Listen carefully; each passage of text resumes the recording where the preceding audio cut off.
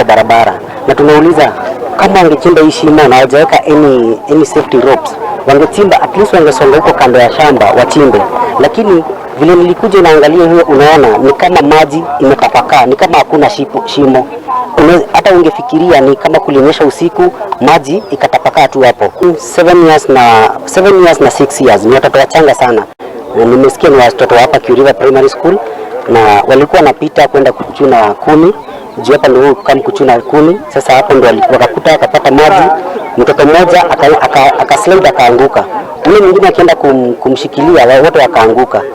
Na hapo ndio tumeweza kuluza hao watoto wawili. Tulisikia tu kila mtu alikimbia kuangalia kwanza watoto wake wako wapi. Kisha sasa ndio tukaanza kuulizana ni nani na nani ndio hawaonekani, ndio tukakimbia kuangalia. Tukakuja tukapata mmoja amekaa kwa maji juu. Huyo mwingine tukaambua ako ndani na wale watoto walikuwa na wao. Sasa ndio tukatoa wa kwanza, wa pili, sasa tukaita usaidizi. So ombi letu kama wakaaji wa hapa Gitamaiyu, haya mashimo waifunike kabisa. Juu sasa venye wamefanya hiyo watoto wakakufa, wamekata masomo yao. Mzazi alikuwa anatarajia watoto wake Monday wanarudi shuleni, lakini sasa hawatarudi. Tuko hata hakuna mwenye anajua kama kuna hayo mashimo. Juu tunasikia pia kuna wengine huko nyuma, lakini yenye hatujui iko wapi.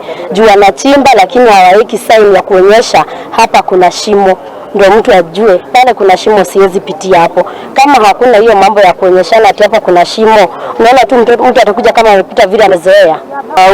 Ushauri wangu kwa wafanyikazi ama wawekezaji wa Kigudha Farm, ningependa kuwaambia kwamba hapa wajue kuna watoto, na watoto hatuwezi tukawafunga wakose kutembea kwenye wanastahili kutembea.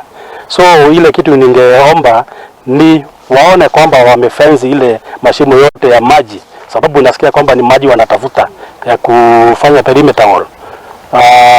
Wapate kufenzi hizo nini yote, hiyo mashimo yote, na isipo kama haitakuwa hivyo, niko haki kabisa tutahakikisha hiyo mashimo yote wameiziba. Napenda wachukuliwe hatua kali, juu wanajua sheria za kujenga na wamesomea.